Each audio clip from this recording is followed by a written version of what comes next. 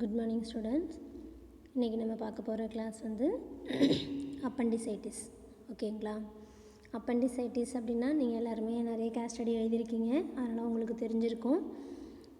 IDs அப்படின்னாவே inflammation அப்படின்னு அர்த்தம், அப்படி தானே? அப்போ அப்பண்டிக்ஸ் அப்படின்னா it is the one of the part of the GI tract. அப்போ இன்ஃப்ளமேஷன் ஆஃப் த appendix. ஓகேங்களா? Definition: appendicitis is an inflammation of the vermiform appendix that develop most commonly an adolescent and young adult. இது mostly யாருக்கு வருமா? அடலசன்ஸுக்கும் young அடல்ட்டுக்கும் தான் வரும் அப்படின்றாங்க. ஓகேங்களா? Causes வந்து பார்த்திங்கன்னா there is no clear cause of appendicitis. Appendicitis ஒருத்தவங்களுக்கு வருது அப்படின்னா எதனால் வருது அப்படின்னு நம்ம சொல்லவே முடியாது. வந்ததுக்கப்புறம் வேணால் இதனால் வந்துச்சு அப்படின்னு நம்ம கண்டுபிடிக்கலாம். Obstruction of the appendiceal lumen causes appendicitis. எதனால் வரும் அப்படின்னு பார்த்தீங்கன்னா அப்ஸ்ட்ரக்ஷன் ஏதாவது ஆயிடுச்சு அப்படின்னா அதில் வரலாம். ஏன்னா அது வந்து சும்மா சின்ன வால் மாதிரி தான் இருக்கும், தெரியும்ல உங்களுக்கு, பார்த்துருப்பீங்க. இதோ பாருங்கள், இதுதான் வந்து அந்த குட்டியாக வால் மாதிரி இருக்குல்ல, அதான் அப்பண்டிக்ஸ். நம்ம அனாட்டமி அண்ட் ஃபிசியாலஜியில் படிச்சிருப்பீங்க.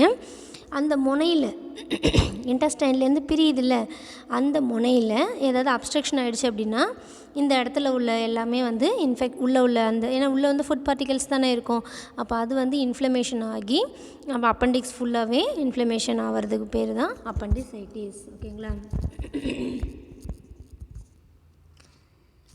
அப்புறம் இன்னொரு வேறு காசஸ் என்ன பார்த்திங்கன்னா the appendix swells and becomes infected. Appendix வந்து பெருசாக ஸ்வெல்லிங் ஆகி இன்ஃபெக்ஷன் ஆகும்.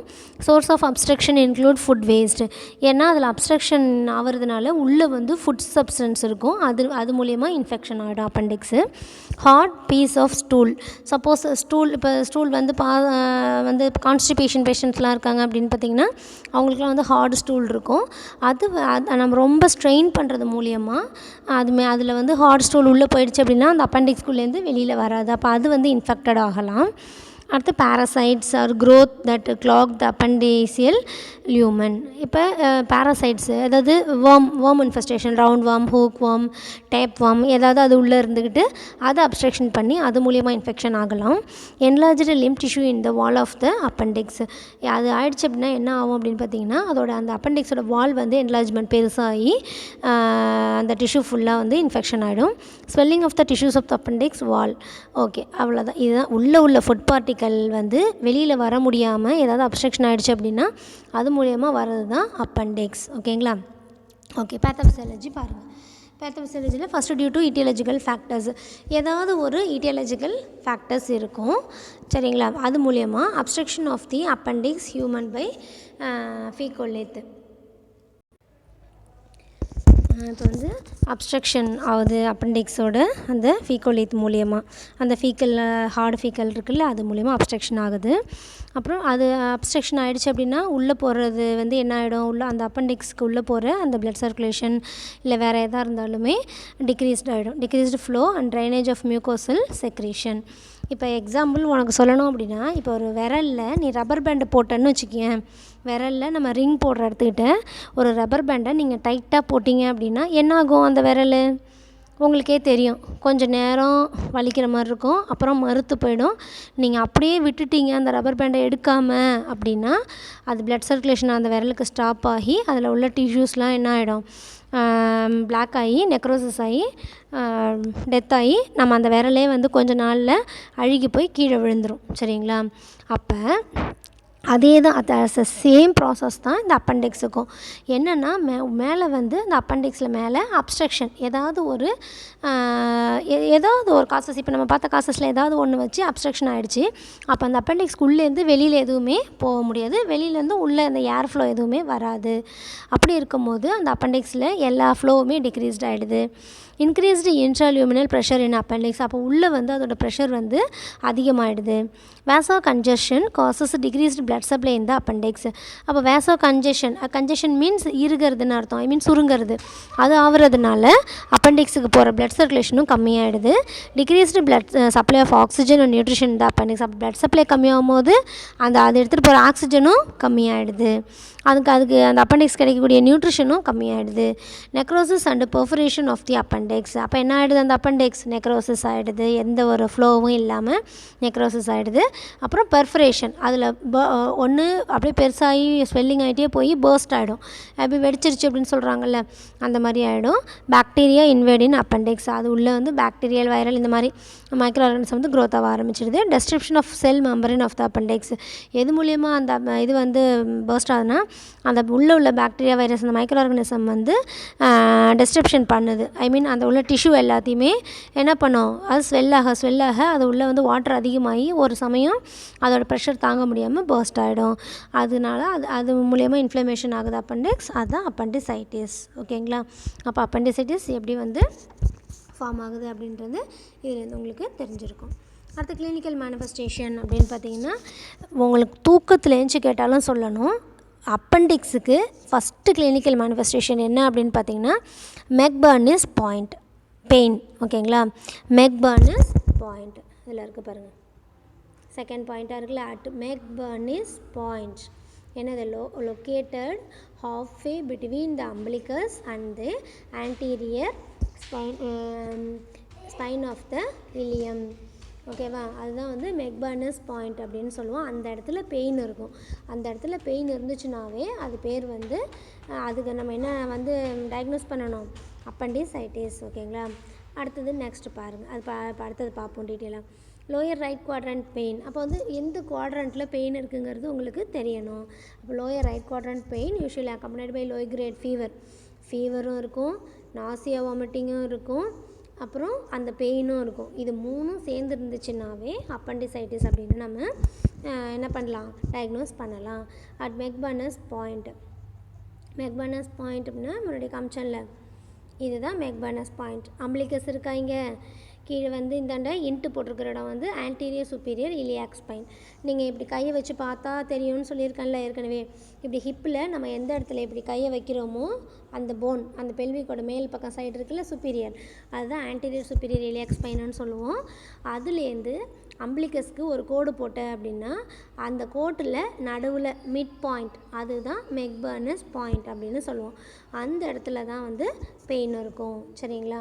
இந்த பிக்சரை பார்த்தாவே உங்களுக்கே தெரியும். ஓகேங்களா. அந்த இடத்துல பெயின் இருக்கிறது பேர் தான் மெக்பர்னிஸ் பாயிண்ட் பெயின் அப்படின்னு சொல்லுவோம்.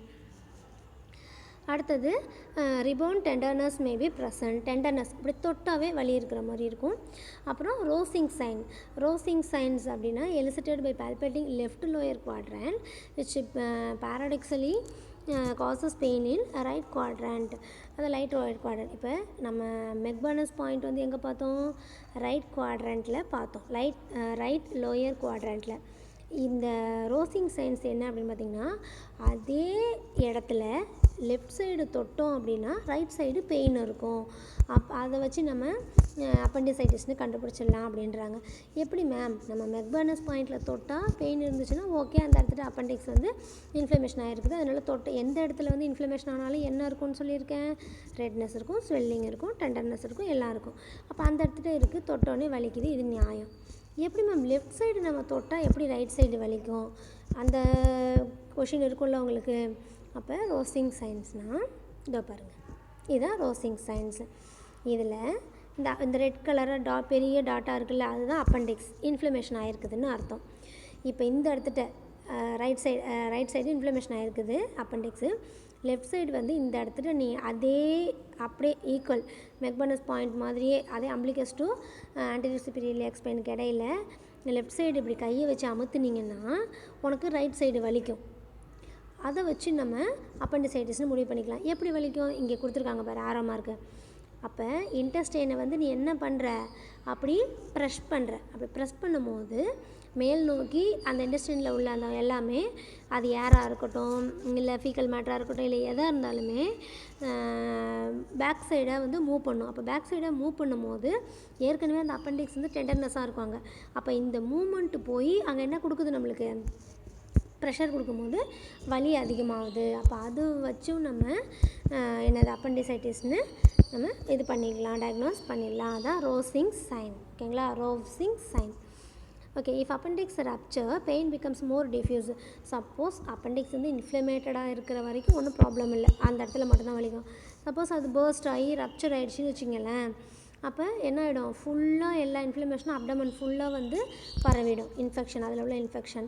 அப்போ அப்டமன் டிஸ்டென்ஷன் ஆகிடும், அசைட்டிஸ் வந்துடும், அப்போ பெரிய கண்டிஷன் ஆகிடும் அது. ஓகேங்களா, அதான் பேரலைட்டிக் இலியஸ் வந்துடும், அதெல்லாம் வந்துடும். ஓகே, அது லாஸ் ஆஃப் அப்பிடைட் இருக்கும், அப்டாமினல் ஸ்வெல்லிங் இருக்கும், நாசியா அண்ட் வாமிட்டிங் இருக்கும், inability to pass gas pass பண்ணுறது கூட வலி தாங்க முடியாது. அப்புறம் ஃபீவர் இருக்கும், பெயின் டியூரிங் யூரினேஷன் இருக்கும்.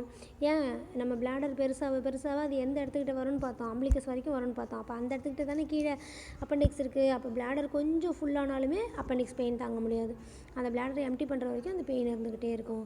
சிவியர் கிராம்ஸ் இருக்கும், டயரியா வித் கேஸ் கான்ஸ்டிபேஷன் இருக்கலாம். இதெல்லாம் தான் clinical manifestation of appendicitis. Diagnostic evaluation பார்த்திங்கன்னா ஃபஸ்ட்டு ஃபிசிக்கல் எக்ஸாமினேஷன். ஏன்னா ஃபிசிக்கல் எக்ஸாமினேஷன் பண்ணும்போது மெக்பார்னஸ் பாயிண்ட்டில் பெயின் இருந்தாவே நம்ம கண்டுபிடிச்சிடலாம். அடுத்தது WBC கவுண்ட்டு, நம்ம உடம்புல எங்கே இன்ஃப்ளமேஷன் ஆனாலும் WBC கவுண்ட்டு என்ன ஆகிடும், இன்க்ரீஸ் ஆகிடும், அதை வச்சு கண்டுபிடிச்சிடலாம். அடுத்து யூரின் அனலைசிஸ் பண்ணும்போது ஏதாவது யூரினரி டிஸார்டர் இருக்குதா அப்படின்றதையும் நம்ம பார்த்துக்கணும். இது பேரலாக அப்டாமினல் எக்ஸ்ரே பண்ணும்போது may visualise shadow consistent with faecal in அப்பெண்டிக்ஸில் வந்து அந்த ஃபீக்கல் கன்சிஸ்டன்சி உள்ளே இருக்கிறதெல்லாம் வந்து ஷேடோ மாதிரி நல்லா திக்காக தெரியாது. எந்த இடத்துல மசில் இருந்தாலும் பிளாக்காக தெரியும், ஒயிட்டாக தெரியும்னு பார்த்தோம். அதில் வந்து ஷேடோ படிஞ்ச மாதிரி இருந்துச்சுன்னா அப்போ உள்ள சம்திங் கொஞ்சம் ஏர் இருக்குதுன்னு அர்த்தம், அப்போ அப்ஸ்ட்ரக்ஷன் இருக்குதுன்னு அர்த்தம், கண்டுபிடிச்சிடலாம். அடுத்தது அப்டாமினல் அல்ட்ராசவுண்ட் பார்த்தா என்ன ஸ்கேன் பண்ணுனா அப்பெண்டிக்ஸ் வந்து வீங்கி இருக்கிறதோ இல்லை இன்ஃப்ளமேஷனாக இருக்கிறதோ ஈஸியாக நம்மளுக்கு தெரிஞ்சிடும். இதுதான் வந்து டயக்னாஸ்டிக் எவல்யூஷன். அடுத்து மேனேஜ்மெண்ட்னு பார்த்திங்கன்னா ஃபார்மகாலஜிக்கல் மேனேஜ்மெண்ட். ஃபஸ்ட்டு வந்து ஆன்டிபயோட்டிக் கொடுக்கணும், ஏன்னா ஃபீவரும் இருக்குது, இன்ஃப்ளமேஷன் ஆகிருக்குங்கிறதுனால ஆன்டிபயோட்டிக். பாசிபிள் ஆன்டிபயோட்டிக் எதுனாலும் சிப்ரோஃப்ளாக்சின் கொடுத்துருக்காங்க. அடுத்து பெயினுக்கு அனால்ஜெசிக் கொடுக்கணும். ஓகேங்களா, அடுத்து சர்ஜிக்கல் மேனேஜ்மெண்ட்னு பார்த்திங்கன்னா அப்பெண்டக்டமி எப்படி பண்ணுவீங்க, இப்போ ட்ரெடிஷ்னல் அப்பெண்டக்டமி, சிம்பிள் அப்பெண்டக்டமின்னு 2 இருக்குது. ட்ரெடிஷ்னல் அப்பெண்டக்டமி அப்படின்னா the appendix is removed surgically as soon as possible to prevent rupture with subsequent peritonitis. அது ரப்சர் ஆகி பெரிட்டோனைட்டிஸ் வரத்துக்குள்ளே நம்ம என்ன பண்ணிடணும், அதை சர்ஜரி பண்ணி ரிமூவ் பண்ணிடணும். Traditional surgery involved removing the appendix through a small incision over McBurney's point or through a right paramedical incision. அப்போ நம்ம ட்ரெடிஷ்னல் அப்பெண்டக்டமி அந்த மெக்பர்னஸ் பாயிண்டில் சின்னதாக இன்சிஷன் போட்டு உள்ள உள்ள அப்பெண்டிக்ஸை கட் பண்ணி நம்ம வெளியில் எடுத்துடுறோம். சிம்பிள் அப்பெண்டக்டமி அப்படின்னு பார்த்திங்கன்னா appendectomies can also be successfully performed லேப்ராஸ்கோப்பியே பண்ணுறதுக்கு பேர் தான் simple appendectomy. But the cost is greater then the length of stay not significantly reduced. அதாவது அந்த சர்ஜரி ஓப்பன் சர்ஜரி பண்ணுனா எவ்வளோ நாள் இருக்கணும், எல்லாமே சேமஸ் லேப்ராஸ்கோப்பிக்கும் இருக்கணும் அப்படின்றாங்க. சரிங்களா, அப்போ traditional appendectomy, open appendectomy, simple அப்பெண்டக்டமின்னா லேப்ராஸ்கோப்பிக்கலி ரிமூவல் த அப்பெண்டிக்ஸ். ஓகேங்களா, நர்சிங் மேனேஜ்மெண்ட் பார்த்திங்கன்னா preoperative care, postoperative care. எந்த சர்ஜிக்கல் டிசீஸ் கண்டிஷன் கேட்டாலும் நீங்கள் preoperative nursing care, postoperative nursing கேர்னு தனியாக எழுதணும். ப்ரீ ஆப்ரேட்டிவில் பாரு, பெட் ரெஸ்ட் மெயின்டைன் பண்ணுவேன், NPOவில் வச்சுருப்பேன். ஏன்னா வந்து பண்ண போகிற சர்ஜரி எங்கே, GIயில், அதனால் கம்பல்சரி NPOவில் இருக்கணும். IV ஹைட்ரேஷன் கொடுத்துட்ருக்கணும், ஆன்டிபயோட்டிக் ப்ரொஃபைலாக்சிஸ் கொடுக்கணும், அனால்ஜிசியாவுக்கு என்னென்னலாம் பண்ணணுமோ அது எல்லாமே பண்ணணும். Assist with diagnostic work up, என்னெல்லாம் டயக்னோசிஸ் இது பிளட் டெஸ்ட் எடுக்க சொல்லியிருக்காங்களோ அந்த லேப் டெஸ்ட் எல்லாமே எடுத்து வைக்கணும். போஸ்ட் ஆப்ரேட்டிவ்லி என்ன பண்ணுவேன், பேஷண்ட்டை ரிசீவ் பண்ணுவேன், பெயினை ரிலீவ் பண்ணுன்றது கொடுக்கணும், இன்ஃபெக்ஷனை ப்ரிவெண்ட் பண்ணணும், வூண்டு கேர் வந்து ஏசெப்சிஸில் பண்ணணும், ப்ரிவெண்ட் டீஹைட்ரேஷன், பேஷண்ட் வந்து NPOவில் இருக்கிறதுனால டீஹைட்ரேஷன் ஆகாமல் பார்த்துக்கணும், IVF இன்ட்ராவெனஸ் ஃப்ளூயிட் கொடுக்கணும், intake and output chart maintain பண்ணணும், fluid to solid by mouth as tolerated. First வந்து ஃப்ளூயிடு கொடுத்து பார்க்கணும் மவுத்தில், அதுக்கப்புறம் அவங்க டாலரேட் பண்ணிக்கிட்டாங்கன்னா லிக்விட் கொடுக்கணும். அடுத்தது காம்ப்ளிகேஷன்ஸ் பார்த்திங்கன்னா பெர்ஃபரேஷன், ஏன்னா இதில் வந்து அப்பெண்டிக்ஸில் வந்து காம்ப்ளிகேஷன் அது வந்து பர்ஸ்ட் ஆகி ரப்சர் ஆகி பெரிட்டோனைட்டிஸ் ஏற்படுத்துகிறது தான். இன்னொன்று ஆப்சன்ஸ் அப்படின்னா ஒன்றும் கிடையாது, நம்ம அந்த இன்ஃபெக்ஷன் ஆகிறது தான் நம்ம ஆப்சன்ஸ் அப்படின்னு சொல்லுவோம். அடுத்து பெரிட்டோனைட்டிஸ், அதுவும் அதே தான், இன்ஃப்ளமேஷன் ஆஃப் த பெரிட்டோனியம். இதுதான் complication of appendicitis. Prevention of collaborative management, வேறு என்ன மேனேஜ்மெண்ட் கொடுப்பீங்க அப்படின்னா monitor for abdominal tenderness, fever, vomiting, abdominal rigidity and tachycardia, இதெல்லாம் வந்து மானிட்டர் பண்ணிக்கிட்டே இருக்கணும். எம்ப்ளாய் கான்ஸ்டன்ட் நாசோகாஸ்ட்ரிக் சக்ஷன் வந்து போட்டுக்கிட்டே இருக்கணும். ஏன், அதை நாங்கள் உள்ளே வந்து ஆசிட் செக்ரேஷன் இருந்துக்கிட்டே அதுக்கு நம்ம கொடுப்போம் ஆசிட் செக்ரேஷன்லாம் ப்ரிவெண்ட் பண்ணுறதுக்கு. ஆனாலும் ஆசிட் செக்ரேஷன் இருந்துச்சுன்னா நம்ம ரயில் ஸ்ட்ரிப் வந்து கண்டினியூஸில் போட்டு வச்சோம் அப்படின்னா ஆசிட் வந்து உள்ளே இல்லாமல் வெளியில் ட்ரைன் ஆகிடும். அப்போ வந்து அவங்களுக்கு to prevent the ulcer or curd அதுலேருந்து நம்ம அவங்கள ப்ரிவென்ட் பண்ணிக்கலாம். Correct dehydration is prescribe, administer antibiotic agent or prescribe, evaluate for anorexia, chills, fever and diaphoresis. இது எல்லாமே வந்து நம்ம எல்லாம் எவாலுவேட் பண்ணிகிட்டே இருக்கணும். பேஷண்ட் அனரெக்சியாவில் இருக்காங்களா, சில்னஸ் இருக்கா, இல்லை ஃபீவர் டெம்பரேச்சர் இருக்கா, இல்லை டயஃபோரோசிஸ் வேர்த்து கொட்டுதா, இது எல்லாத்தையும் நம்ம எவாலுவேட் பண்ணணும். Observe for diarrhoea which may indicate pelvic abscess, diarrhoea போகுதா அப்படின்றதில் நம்ம வாட்ச் பண்ணணும். Prepare patient for rectal examination, prepare for surgical drainage of the abscess, இதெல்லாம் எல்லாத்துக்குமே நம்ம பேஷண்ட்டை ப்ரிப்பேர் பண்ணணும். If the patient is suspected of landing into paralytic ileus, maintain nasogastric tube intubation and continuous suction of the gastric secretion to prevent further complication. அதான் சொன்னேன், அவங்க paralytic ileus போயிட்டாங்கன்னா அதுக்கு அந்த வந்து ஃப்ளூயிட் மூவே ஆகாது, ஏன்னா பேரலைசிஸ் ஆகிடுச்சு. அதனால கண்டினியூஸ் சக்ஷன் வந்து நம்ம போட்டுக்கிட்டே இருக்கணும் நாசோகாஸ்ட்ரிக் டியூப் மூலமாக. இதுதான் வந்து கொலாபரேட்டிவ் மேனேஜ்மெண்ட். ஓகேங்களா. அப்பண்டிசைட்டிஸ் வந்து ரொம்ப ரொம்ப இம்பார்ட்டன்ட்ப்பா. 5 மார்க்கில் கேட்பாங்க, சரியா 10 மார்க்கில் கூட கேட்பாங்க. நீங்கள் நர்சிங் ப்ராசஸ்ஸு, நர்சிங் டயக்னோசிஸ் எல்லாமே எழுதணும் 10 மார்க்கில் கேட்டால். ஓகேங்களா. நெக்ஸ்ட்டு வந்து டைவர்டிகுலர் டிசீஸ். டைவர்ஷன் அப்படின்னாவே உங்களுக்கு தெரிஞ்சிருக்கும் அந்த வார்த்தை. டைவர்ஷன்னா என்ன, இந்த பக்கம் இல்லாமல் வேறு பக்கமாக போகிறது. நார்மல் வே, ஜென்ரல் வே இல்லாமல் வேறு வழியாக திருப்பி விடுறது, அதுக்கு பேர் தான் டைவர்ஷன். அப்போ டைவர்டிகுலர் டிசீஸ் அப்படின்னா நார்மலாக இல்லாமல் வேறு ஏதோ ஒன்று அப்நார்மல் அங்கே நடக்குது அப்படின்னு அர்த்தம், சரியா. Diverticulitis is a small bulging sac or pouches of the inner lining of the intestine that become inflamed or infected. என்னவா, அந்த இன்டெஸ்டைனில் வந்து குட்டி குட்டி பேக், ஒரு சாக்னா என்ன அர்த்தம்னா ஃப்ளூயிடு கண்டெயின், அது பேர் தான் நம்ம சாக்குன்னு சொல்லுவோம், சரியா. இந்த பாலிப்ஸ்லாம் இருக்குதுன்னு சொல்கிறாங்களா யூட்ரஸில், அதில் வந்து குட்டி குட்டி சாக்குனா குண்டு குண்டான்னு அர்த்தம், அதுதான் சாக்கு. நம்மளுக்கு மறு கூட பெருசாக இருந்துச்சுன்னு வச்சுக்கோங்க, அதை கூட நம்ம சாக்குன்னு சொல்லுவோம். அப்போ பவுச்சஸ் இன்னர் லைனிங்கில், இன்டெஸ்டைன்லேயே வெளியில் தெரியாது, இன்னர் லைனிங்கில் இருக்கிறதுக்கு பேர் தான் டைவர்டிகுலர் டிசீஸ் அப்படின்னு நம்ம சொல்லுவோம். இந்த பிக்சரில் கொடுத்துருக்காங்க பாருங்கள், சூப்பராக. இந்த நார்மல் இன்டெஸ்டைன் இது, அதுவே என்ன ஆகுது பாரு, இங்கே பாரு அழகாக இப்படி 3 புள்ளி இப்படி போய் இப்படி வந்துருக்குதா, 2 கொம்பு போட்ட மாதிரி இருக்குதா, அதுதான் வந்து டைவர்டிகுலா அப்படின்னு சொல்லுவோம். நார்மலாக இருக்கிற இன்டெஸ்டைன் வந்து இந்த மாதிரி நார்மலாக இருக்கும். இந்த மாதிரி நார்மலாக இல்லாமல் அதில் இந்த மாதிரி ஒரு 2 சாக் உருவாகிருக்கு. அந்த சாக்குள்ளே வந்து நம்ம அப்பெண்டிக்ஸ் மாதிரி தான். இந்த சாக் வந்து இன்னும் கொஞ்சம் க்ளோஸ் ஆகிடுச்சின்னு வச்சுக்கேன், உள்ளே வந்து இன்ஃபெக்ஷன் ஆகி அது என்ன ஆகிடும், இந்த மாதிரி பர்ஸ்ட் ஆகிடும்.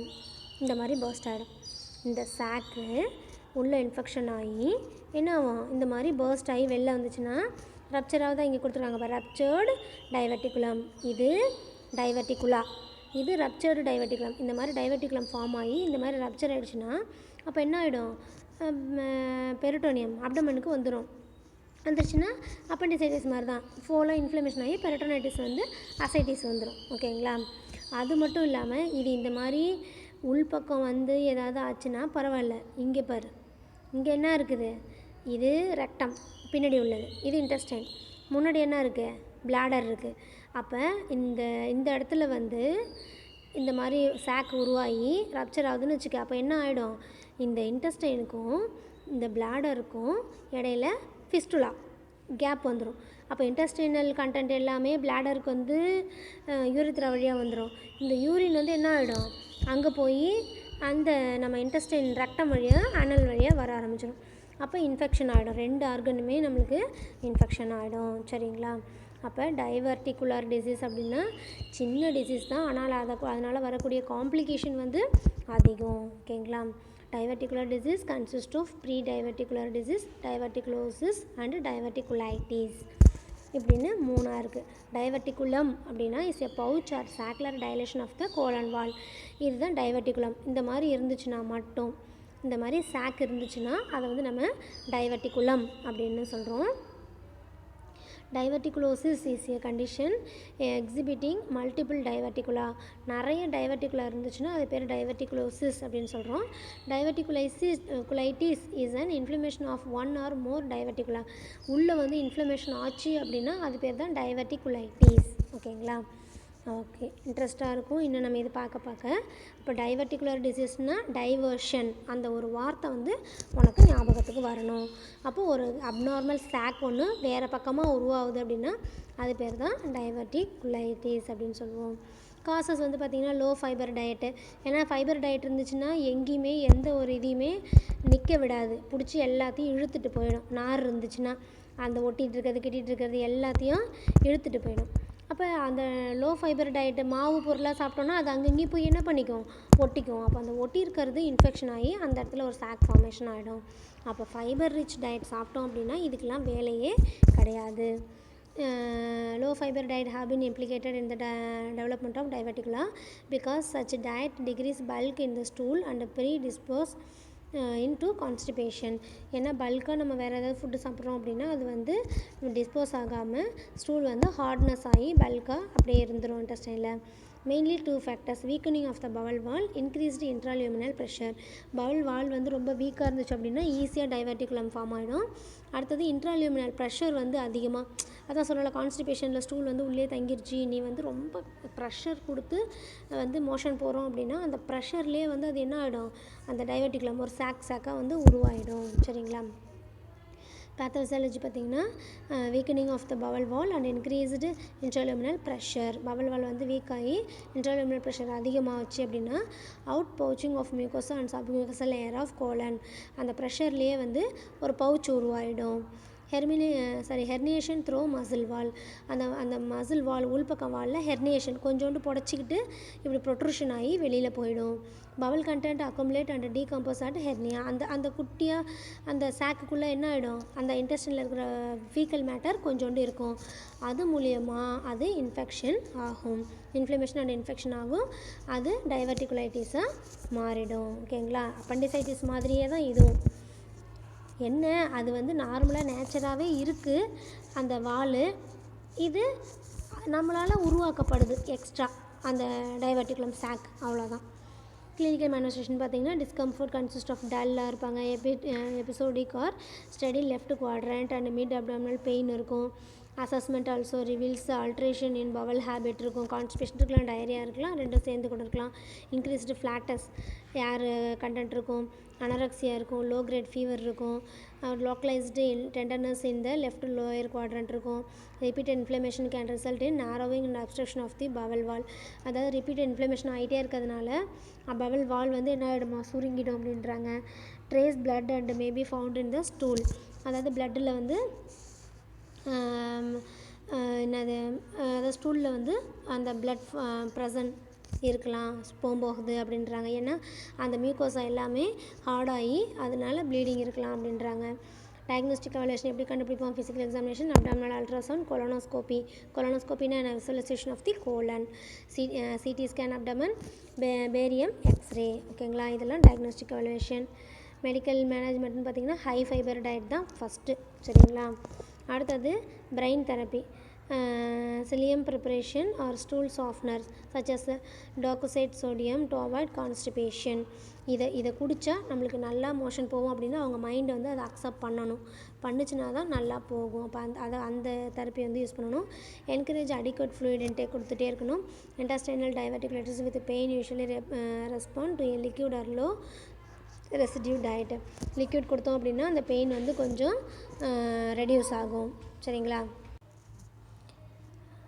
அடுத்தது surgical management. Abscess is managed with bowel rest and antibiotic while under close observation. Percutaneous drainage is needed if patient becomes septic. Sigmoid resection also be recommended. Okay, அப்போ என்ன பண்ணணும்? ஆப்சஸ் ஃபார்ம் ஆகிடுச்சு அப்படின்னா Powell வந்து நம்ம எப்பொழுதும் ரெஸ்ட்லேயே வச்சுருக்கணும், antibiotic கொடுக்கணும். அதை வந்து நம்ம சரி செய்கிறதுக்கு எந்த ஒரு இடத்துல இன்ஃப்ளமேஷன் ஆச்சுனாலும் ஆன்டிபயோட்டிக் கொடுத்தா தான் அந்த இன்ஃப்ளமேஷன் க்யூர் ஆகும். அந்த மாதிரி உள்ளே வந்து அந்த சாக்கில் வந்து ஃப்ளூயிட் கலெக்ஷன் இருந்துச்சுன்னா அதை ட்ரைன் பண்ணணும். ஓகேங்களா? அப்புறம் சிக்மாய்டு ரிசெக்ஷன். சிக்மாய்டு கோலனில் வந்து ரெசெக்ஷன் அதை கட்டி வச்சோம் அப்படின்னா அந்த மாதிரி உள்ளே உள்ளது எதுவுமே வெளில வராமல் நம்ம ப்ரிவெண்ட் பண்ணிக்கலாம். Perforation is a surgical resection of a disease area with colostomy is the most widely accepted treatment. இப்போ அந்த சர்ஜிக்கல் இன்சிஷன் பண்ணி பர்ஃபரேஷன் பண்ணிட்டோம் அப்படின்னா அது ஆறுற வரைக்கும் அந்த இடத்துல வந்து ஃபீக்கல் மேட்ரு போகக்கூடாது. ஏன்னா ஃபீக்கல் மேட்ரு போயிட்டே இருந்துச்சுன்னா அது ஆறாது. அப்போ என்ன பண்ணலான்னா டெம்பரவரியாக கொலாஸ்டமி பண்ணி அந்த இன்டெஸ்டைனை நம்ம வெளியில் வைக்கணும். ஓகேங்களா? அதான் ஹார்ட்மேன்ஸ் ப்ரொசீஜர் அப்படின்னு சொல்லுவோம். இப்போ எந்த இடத்துல வந்து நம்மளுக்கு டிசீஸ்டு இருக்கோ இங்கே பாருங்கள், இதுதான்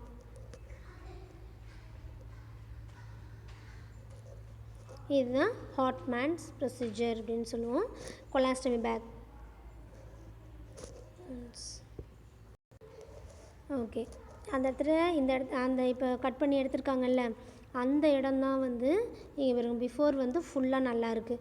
அப்போ இந்த இடத்துல ஏதாவது இன்ஃபெக்ஷன் இருந்துச்சுன்னா அதை அப்படியே கட் பண்ணிவிட்டு என்ன பண்ணுவாங்க, அந்த பவலை தூக்கி இந்த மாதிரி வெளியில் வச்சுட்டு அதை அந்த இடத்துல வந்து பேக் போட்டு விட்ருவாங்க, கொலாஸ்டமி பேக் போட்டு விட்ருவாங்க. அப்போ ஃபீஸஸ்லாம் வந்து அந்த பேக்கில் கலெக்ட் ஆகிடும், அதுலேருந்து நம்ம டிஸ்போஸ் பண்ணிக்கணும். இதை வந்து ஹார்ட்மேன்ஸ் ப்ரொசீஜர் அப்படின்னு சொல்லுவோம். சரிங்களா? Fistula usually require surgical resection depending on type of fistula and its associated symptom. Fistula ஏதாவது ஃபார்மேஷன் ஆகிடுச்சு, இப்போ பார்த்தோம்ல லாஸ்ட் இதில், இப்போ இந்த மாதிரி ஃபிஸ்டுலா ஃபார்மேஷன் ஆகிடுச்சு பிளாடருக்கும் இன்டெஸ்டைனுக்கும் அப்படின்னா அந்த ஃபிஸ்டுலா வந்து நம்ம கரெக்ஷன் பண்ணணும், ரிசெக்ஷன். அதை தனியாக சூச்சர் போட்டுடணும், இதை தனியாக சூச்சர் போட்டுடணும். இதான் வந்து சர்ஜிக்கல் மேனேஜ்மெண்ட். அடுத்து ஹேமரேஜ், என்பிஓ, ஐவி தெரப்பி எல்லாமே நம்ம என்னெல்லாம் சர்ஜிக்கல் பண்ணுவோமோ அது எல்லாத்தையும் நம்ம அவங்களுக்கு செய்யணும். இதனால் டைவர்டிகுலர் டிசீஸ்னால் என்ன காம்ப்ளிகேஷன் வரும் அப்படின்னு பார்த்தீங்கன்னா ஹேமரேஜ் இருக்கலாம், பவல் அப்ஸ்ட்ரக்ஷன் ஆகலாம், ஃபிஸ்டுலா ஃபார்மேஷன் ஆகலாம், செப்டிசீமி ஆகலாம். These are all complication for diverticular disease. Nursing management பார்த்திங்கன்னா அதே தான். The nurse recommend a fluid intake of 2 liter per day கொடுக்கணும். Suggest food that are soft, அது மாதிரி ஃபைபர் ரிச் ஃபுட்டாக கொடுக்கணும். ஃபைபர் ரிச்சில் என்னென்னலாம் நம்ம யூஸ் பண்ணுவோமோ சீரியல்ஸு, பல்சஸ் எல்லாமே போட்டு கொடுக்கணும். அட்மினிஸ்டர்டு ஓஃபியைட் அனால்ஜெசிக் வந்து அட்மினிஸ்ட்ரேட் பண்ணணும். ஓஃபியைட் அனால்ஜெசிக் எக்ஸாம்பிள் என்ன, மார்ஃபின், அதை கொடுக்கணும். Assess the pain characteristic it aggravating and relieving factor, pain relieving therapy analgesic கொடுக்கணும். provide diversional therapy கொடுக்கணும். assess for the signs and symptoms of perforation such as increased abdominal pain and tenderness accompanied by abdominal rigidity, elevated WBC count, elevated ESR, increased temperature, tachycardia, hypotension, இது எல்லாமே வருதான்னு நம்ம check பண்ணிக்கிட்டே இருக்கணும். monitor the vital signs and administer IV fluids to replace food loss. எவ்வளோ அந்த அளவுக்கு food loss ஆகுதோ அந்த அளவுக்கு வந்து ஐவி ஃப்ளூயிடை அட்மினிஸ்டர் பண்ணிக்கிட்டே இருக்கணும். These are all nursing management for diverticular disease. ஓகேங்களா? அடுத்தது க்ரான்ஸ் டிசீஸ். டைவர்டிகுலர் டிசீஸ் வந்து ரொம்ப ஈஸியாக இருக்கும். இந்த ஜிஏயை பொறுத்த வரைக்கும் அந்த டிசீஸ் எந்த சைட்டில் வருது, அந்த டிசீஸை நீ கேள்விப்பட்ட உடனே அந்த பிக்சர் வந்து உனக்கு ஞாபகம் வரணும். அது வந்துருச்சுனாவே நாமளே நம்ம எழுதிக்கலாம். ஓகேங்களா? அடுத்தது வந்து Crohn's disease. Crohn's disease is a chronic idiopathic inflammatory disease that can affect any part of the GI tract. க்ரானிக்னாவே தெரியும், ரொம்ப நாளாக ஜிஐயில் ஏதாவது உனக்கு பிரச்சனை இருந்துகிட்டே இருந்துச்சு அப்படின்னா அது கண்டிப்பாக எந்த டிசீஸில் கொண்டு போய் முடியும், க்ரான்ஸ் டிசீஸில் கொண்டு போய் முடியும். க்ரானிக் அப்படின்னு ஞாபகம் வச்சுக்கோ. சரியா? அப்போ இது வந்து இடியோபதிக்னா தெரியலன்னு அர்த்தம், அதாவது அன்னோன் காஸ் அப்படின்னு அர்த்தம். சரிங்களா? இடியோபதிக்னா எதனால் வருதுன்னு நான் கண்டுபிடிக்கலன்னு அர்த்தம். அப்போ ரொம்ப நாளாக ஜிஐயில் பிரச்சனை இருந்துச்சுன்னா அது எதை கொண்டு போய் முடியுமா, க்ரான்ஸ் டிசீஸில் கொண்டு போய் முடியும். It is predominantly a transmural disease of the bowel வால்.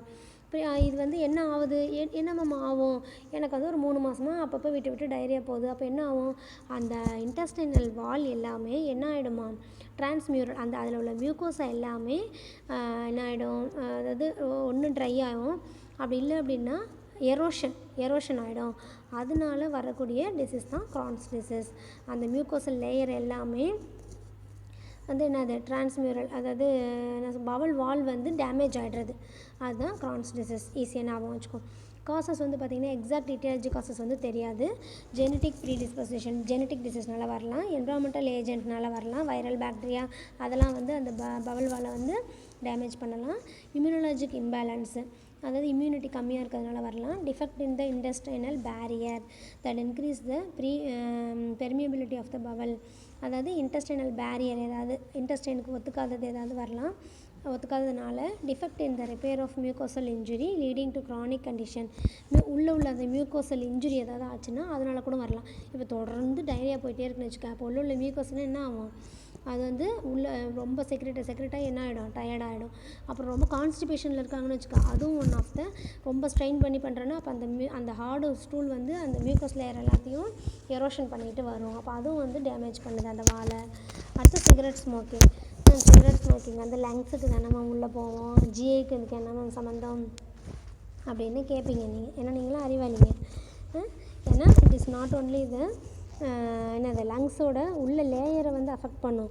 ஆனால் அதில் உள்ள அந்த எதில் கலக்குது, ஏரில் தானே கலக்குது. அப்போ ஒவ்வொரு செல்லுக்கும் உனக்கு ஆக்சிஜன் போதில்ல, அப்போ அது மூலியமாகவும் அந்த நிக்கோட்டின் வந்து வரும் ஒவ்வொரு செல்லுக்கும். அது கூட வந்து நம்மளோட இன்டெஸ்டைனோட அந்த லேயரை வந்து அஃபெக்ட் பண்ணலாம். சரிங்களா. அடுத்து கிளினிக்கல் மேனிஃபெஸ்டேஷன் என்னென்னலாம் இருக்கும், க்ரானிக் இன்டர்மிட்டன்ட் பெயின் இருக்கும், க்ரானிக் டயரியா இருக்கும், ஃபீவர் இருக்கும், ஃபீக்கல் அர்ஜென்சி அண்ட் டெனஸ்மஸ். அது ஃபீக்கல் அர்ஜென்சினா அது இன்கான்டினன்ஸ், நம்மளையும் அறியாமல் அர்ஜென்ட்டாக வந்து போகிறது, அதெல்லாம் இருக்கலாம். டயக்னோஸ்டிக் எவலுவேஷன் சிபிசி, அதில் ஒயிட் பிளட் செல் அதிகமாக இருக்கும். ஸ்டூல் அனலைசிஸ் பண்ணினீங்க அப்படின்னா அதுலேயும் வந்து லியூக்கோசைட்ஸ் வந்து இருக்கும், ப்ரெசென்ட் ஆகிருக்குன்றாங்க. பேத்தோஜன் என்ன ஆர்கானிசம் இருக்குன்றதையும் கண்டுபிடிச்சிடலாம். அடுத்தது குயினியாக் பாசிட்டிவ் ஸ்டூல்னால் வேர்ம்ஸ் இருக்கும், ப்ரெசென்ட்டாக இருக்கும் அப்படின்றாங்க ஸ்டூலில். பேரியம் எனிமா கொடுத்து பார்த்திங்கன்னா எந்த அளவுக்கு அந்த லீஷன்ஸ்லாம் வந்து டேமேஜ் ஆகிருக்கு மியூக்கஸ் லேயர் அப்படின்றத கண்டுபிடிச்சிடலாம்.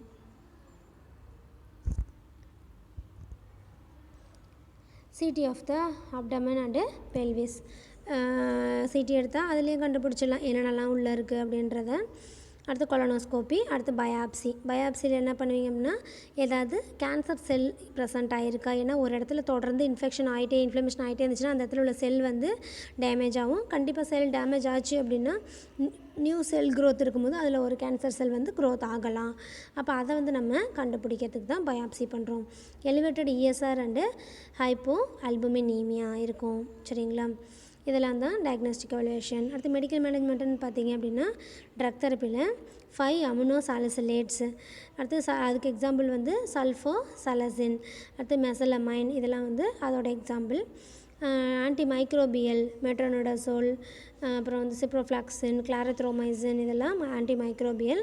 கார்டிகோஸ்டீராய்ட்ஸுன்னு பார்த்தீங்கன்னா ப்ரெட்னிசோலன், அப்புறம் என்னது ஸ்டீராய்டில் டெக்ஸாமெத்தசோன், இதெல்லாம் இருக்குது. அடுத்து இம்யூனோ சப்ரசன்ட் அசித்ரோப்ரின், அடுத்து 6 மெர்காப்டோபியூரின், இதெல்லாம் வந்து immunosuppressant. Biologic and targeted therapy அப்படின்னு பார்த்திங்கன்னா ஃபிக்ஸிமேப்பு, அடலின் 3 பேப், இது எல்லாமே வந்து பயாலஜிக் அண்டு அதாவது என்னது இம்யூனோ மாடுலேட்டர்ஸ். இது எல்லாமே இம்யூனோ சப்ரசன்ட்டும் கொடுக்கணும், இம்யூனோ மாடுலேட்டர்ஸும் கொடுக்கணும். அடுத்து ஆன்டி டயரியல் ட்ரக். ஆன்டி டயரியல்னாவே உனக்கு என்ன ஞாபகம் வரணும்னு லாஸ்ட் கிளாஸ்லேயே சொன்னேன், லோப்ரமைட். சரிங்களா. அடுத்து haematinics and vitamins. Oral ferrous sulphate glutamate கொடுக்கலாமா, அயன் டெக்ஸ்ட்ரான் கொடுக்கலாம். இதெல்லாமே கொடுத்தோன்னா இதில் வந்து விட்டமின் சப்ளிமெண்ட்ஸ் இதெல்லாம் கொடுக்கணுன்றாங்க. These are all medical management. Surgical மேனேஜ்மெண்ட்னு பார்த்தா என்ன பண்ணலாம், total proctocolectomy with ileal pouch, anal anastomosis. அதாவது எந்த இடத்துல இந்த மாதிரி அந்த இன்டெஸ்டைன் வால் வந்து இன்ஃபெக்ஷன் ஆகிருக்கோ இல்லை சப்ரசன்ட் ஆகிருக்கோ அதை கட் பண்ணி எடுத்துகிட்டு அடுத்த இடத்த வந்து அது கூட அட்டாச் பண்ணிடுறது, அது பேர் தான் அனஸ்டமோசிஸ் அப்படின்னு நம்ம சொல்லுவோம். டோட்டல் ப்ராக்டோகோலக்டமி அப்படின்னா கோலக்டமி ஃபுல்லாக நம்ம அதாவது கோலனை கட் பண்ணி எடுத்துடுறது, இது ரெக்டத்துலேருந்து கோலன் வரைக்கும் கட் பண்ணி எடுத்துடுறது வித் இலியல் பவுச் வரைக்கும். அடுத்து ஆனல் அனஸ்டமோ, அதை இலியத்தை கொண்டு வந்து ஆனஸ் கூட என்ன பண்ணிடுறது, அட்டாச் பண்ணிடுறது. சரியா. அப்போ அப்படி பண்ணிட்டோம் அப்படின்னா டேரெக்டாக ஸ்மால் இன்டெஸ்டைன்லேருந்து நம்மளுக்கு ஆனஸ் வழியாக வெளியில் வந்துடும். அப்போ surgical procedure for ulcerative colitis is a total proctocolectomy with ileal pouch, anal anastomosis. In this procedure a diverting ileostomy is performed and an ileal pouch is created and anastomosis directly to the anus. ileal pouch வந்து டேரெக்டாக கொண்டு வந்து anus கூட anastomosis பண்ணுறது. இதில் இருக்குது பாருங்கள், loop of small intestine, அங்கே மேலேருந்து இப்படி வருதா, கீழே உள்ளது ஆனஸ், நடுவில் உள்ள லார்ஜ் இன்டெஸ்டைன் எல்லாத்தையும் எடுத்துகிட்டு வெறும் அந்த ஸ்மால் இன்டெஸ்டைனை கொண்டு வந்து ஆனஸ் கூட இதோ இருக்குது பாருங்கள், இது ஆனஸ், இது அனஸ்டமோசிஸ். சர்ஜரி பண்ணியிருக்காங்க, அந்த இடத்துட்ட வச்சு தைச்சிருக்காங்க. இப்போ நம்ம கை வச்சு தைக்க மாட்டோம், இப்போ ஸ்லீவ்லெஸ் ட்ரெஸ்ஸில் ஸ்லீவ் வச்சு தைப்போம்ல, அதே மாதிரி தான் உனக்கு எந்த அளவுக்கு இப்போ ஃபுல் ஹேண்ட் ஸ்லீவ் கொடுத்துருந்தாங்கன்னா நீ என்ன பண்ணுவ, ஃபுல் ஹேண்ட் எனக்கு வேணாம் மேம், எனக்கு வந்து 3/4 தான் வேணும்னா பாதியை கட் பண்ணி நடுவில் தூக்கி எறிஞ்சிட்டு மிச்சத்தை கொண்டு வந்து இது கூட ஜாயின் பண்ணிக்கலாம். இல்லை மேம் எனக்கு குட்டி கையாக தான் வேணும் அப்படின்னா என்ன பண்ணுவேன், மிச்சத்தையும் கட் பண்ணி தூக்கி போட்டுட்டு அந்த குட்டியை கொண்டு வந்து ஜாயின் பண்ணிப்பேன். அதே மாதிரி தான் இதுவும். எந்த இடத்துல வந்து நம்மளுக்கு இன்ஃப்ளமேஷன் இருக்கோ அந்த இடத்த அந்த லார்ஜ் இன்டெஸ்டைனை கட் பண்ணி தூக்கி போட்டுட்டு மற்றதை கொண்டு வந்து இது கூட சேர்த்து முடிச்சு போட்டு வச்சிடுறது. அதுதான் அனஸ்டமோசிஸ். அந்த சூச்சர் போட்டிருக்காங்களே அது பேர் தான் அனஸ்டமோசிஸ். இதோ பாருங்கள், இது எஸ் பவுச், எஸ் மாதிரியே இருக்கும் ஸ்மால் இன்டெஸ்டைன். இது ஜே பவுச், ஜே மாதிரியே இருக்குது பாரு. இது டபிள்யூ பவுச், அதாவது இந்த சைடு விட்டுட்டு இந்த ஆனல் இதை மட்டும் கொண்டு வந்து இது கூட அட்டாச் பண்ணிக்கிறது. இது டபிள்யூ பவுச். ஓகேங்களா, உங்கள் புக்லேயே சூப்பராக கொடுத்துருக்காங்க பிக்சர், அதனால் நல்லா பார்த்துக்காங்க உங்கள் புக்லேயே. ஓகேங்களா, எஸ் பவுச், ஜேஎஸ் பவுச், டபிள்யூஸ் பவுச். அடுத்து total proctocolectomy with permanent ileostomy. அதாவது ப்ராக்டோகோலக்டமி கொண்டுட்டு வந்து அதில் ஜாயின் பண்ணி விட்டுட்டு பர்மனண்ட் இலியாஸ்டமி பண்ணி அந்த இலியத்துலேருந்து வெளியில் வர மாதிரி பண்ணிக்குவாங்க. Proctocolectomy with permanent ileostomy is one stage operation involving the removal of the colon, rectum and anus with closure of the anal opening. Anal ஓப்பனிங்கும் ஃபுல்லாக க்ளோஸ் பண்ணிவிட்டு அந்த இலியத்துலேருந்தே வெளியில் ஓப்பன் பண்ணி அந்த இலியத்தோட எண்ட் ஆஃப் த இதை வந்து வெளியில் கொண்டு வந்து வச்சுருவாங்க. எப்படி நம்ம கொலாஸ்டமியில் பண்ணுறோம், உள்ள இன்டெஸ்டைனோட அந்த இதை வந்து வெளியில் கொண்டு வந்து வச்சிடறோம்ல, அதே மாதிரி அந்த இலியத்தை கொண்டு வந்து வெளியில் வச்சிடுறது. ஓகேங்களா, the end of the terminal ileum is brought out through the abdominal wall and forms a stoma or ostomy. Stroma அப்படின்னா வெளியில் கொண்டு வந்து வச்சு அதை சூச்சர் பண்ணுறோம்ல வெளியில், அது பேர் தான் ஸ்டோமா. நான் பிக்சர் அனுப்புகிறேன் அது தனியாக உங்களுக்கு. ஓகேங்களா, இதுதான் வந்து டோட்டல் ப்ராக்டோகோலக்டமி. காம்ப்ளிகேஷன் பார்த்திங்கன்னா ஆப்சஸ் ஃபார்மேஷன் வரலாம், ஸ்டிக்சஸ் சுருங்கலாம், அது ஹேமரேஜ் இருக்கலாம், பவல் பர்ஃபரேஷன், பவல் வந்து ஓட்டை போட்டுட்டு உள்ளே போகலாம், பெரிட்டோனைட்டிஸ் இருக்கலாம், செப்சிஸ் இருக்கலாம். இது எல்லாமே காம்ப்ளிகேஷன் ஃபார் இந்த ப்ராக்டோகோலக்டமி. நர்சிங் மேனேஜ்மெண்ட்னு பார்த்தோன்னா சேமஸ் அதே தான். Encourage diet with low in residue, fibre diet வந்து அதிகமாக கொடுக்கணும், ஃபேட் டயட் கம்மியாக கொடுக்கணும், கேலரி அதிகமாக இருக்கணும், ப்ரோட்டீன் அதிகமாக இருக்கணும், விட்டமின் சப்ளிமெண்ட் அதிகமாக கொடுக்கணும். அப்புறம் monitor weight, daily weight check பண்ணிகிட்டே இருக்கணும். ப்ரொவைட் ஸ்மால் ஃப்ரீக்வெண்ட் ஃபீடிங் கொடுத்துக்கிட்டே இருக்கணும். அப்டாமினல் டிஸ்டென்ஷன் ஆகாமல் ப்ரிவெண்ட் பண்ணிக்கணும். Have the patient participate in meal planning to encourage compliance and increase knowledge. அவங்களோட நாலேஜ் வந்து அதிகமாக்கணும், அந்த ஸ்டோமாவை பற்றிய நாலேஜை. ஏன்னா வெளியில் இருக்கும்போது ஈஸியாக இன்ஃபெக்ஷன் ஆகிடும். அதனால் அதை பற்றி என்னெல்லாம் பண்ணுனா அது சீக்கிரம் இன்ஃபெக்ஷன் ஆகும், அதை வந்து டச் பண்ணக்கூடாது, அந்த இடத்துல எதெல்லாம் பண்ணணும், எதெல்லாம் டூ அண்ட் டோன்ட், இதை நம்ம வந்து அவங்களுக்கு சொல்லித்தரணும். அடுத்தது provide fluid as prescribed to maintain hydration. எவ்வளோ டாக்டர்ஸ் வந்து ஃப்ளூயிடு ப்ரிஸ்கிரைப் பண்ணுறாங்களோ அதை வந்து மறக்காமல் கொடுத்துக்கிட்டே இருக்கணும். Monitor stool frequently and consistency. Stool formation அதில் வருதா, எப்படி இருக்குது, அதோட கன்சிஸ்டன்சி எப்படி இருக்குது, ஹார்டாக இருக்கா, லூஸ் ஸ்டூல்ஸாக இருக்கா, அதெல்லாம் பார்க்கணும். அடுத்தது monitor electrolytes, acid base balance எப்படி இருக்குன்றதை பார்க்கணும்.